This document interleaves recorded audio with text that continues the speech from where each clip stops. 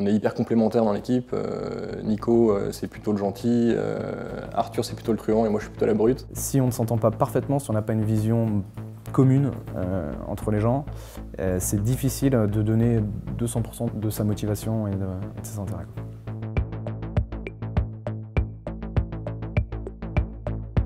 L'histoire a commencé il y a un peu plus de 3 ans maintenant. J'avais pas forcément une âme de CEO, donc j'étais assez à l'aise de trouver une association. Arthur, mon premier associé, c'est un ami. Ça fait 15 ans qu'on se connaît. On cherchait des idées pour développer une start-up. Donc je suis parti à la recherche un petit peu de profils comme ça, et surtout de dossiers et de gens.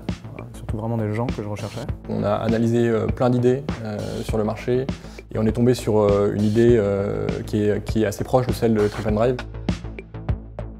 Trip'nDrive, c'est une solution d'autopartage entre voyageurs. Une personne qui prend l'avion ou le train peut laisser sa voiture dans ses aéroports et gares. Donc on propose aux gens qui n'utilisent pas leur voiture de nous la confier. Ils la déposent sur un parking. Nous, on leur garantit d'avoir le parking gratuit pendant leur absence. On va la louer à une autre personne qui arrive à cette gare, à cet aéroport, ou qui cherche une voiture à côté de chez lui et qui va la louer à un tarif économique. Au bout d'un moment, on était deux plutôt business oriented et donc on cherchait un tech. Ce qui est marrant, c'est que la première fois qu'ils m'ont raconté ça, j'ai dit mais non, moi je veux pas aller dans les parkings ou quoi que ce soit, je veux faire du web, je veux faire de la technique. C'est assez amusant parce que dans l'écosystème parisien, enfin même mondial, il y a un déséquilibre hallucinant entre les gens qui portent des idées, les business guys, et les techs. Les techs sont en position de force. Tu arrives avec ton idée, en général tu as 1-2 minutes pour pitcher devant une communauté de 20 à 50 techs. Ils sont rentrés dans le détail du projet et sur le fond vraiment de l'intérêt du service que je n'avais pas vraiment bien calculé au début.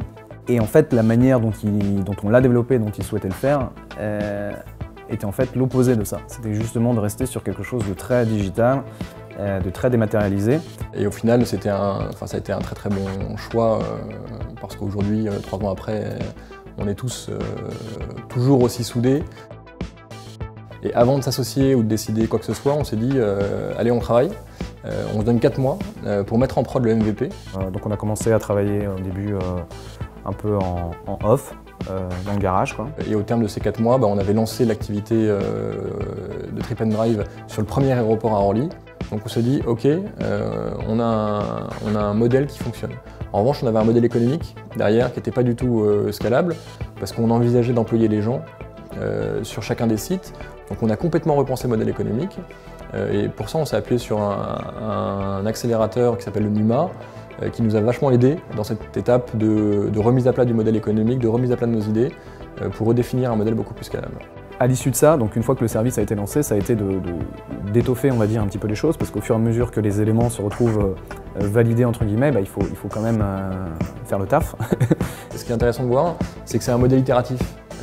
On a une idée à la base, qu'on a mis sur le marché très vite, on a testé, on a vu que ça prenait, et ainsi de suite. On a testé les aéroports, on a testé les gares, on a testé les centres-villes, et on les a développés. Ce qu'on appelle la méthode Lean, donc avancer de manière itérative sur des itérations les plus courtes possibles. Aujourd'hui, donc, on est sur les 11 plus gros aéroports qui font plus de 4 millions de passagers en France. On est sur les 20 premières gares françaises aussi. Et en fin d'année, on aura 40 parkings dans Paris. Sur le développement financier, il faut savoir ce qu'on veut. Est-ce qu'on veut juste de l'argent et être tranquille chez soi? Est-ce qu'on veut des gens qui vont s'impliquer plus dans l'entreprise? Donc on a rencontré pas mal de fonds et finalement on a décidé de lever avec un fonds qui s'appelle Isaïe, qui est un fonds qui est créé par les entrepreneurs, qui s'engage vraiment à être, comme ils disent, envahissant mais bienveillant. Et c'est très vrai. On ne s'est jamais retrouvé en situation difficile avec une pression idiote du fonds, mais plutôt des questions intelligentes, des mises en relation, des remises en question pertinentes au bon moment. Voilà. Après, il ne faut jamais oublier que ça reste nous, les entrepreneurs, qui définissons la vision, qui définissons les étapes et le rythme auquel on veut développer l'entreprise.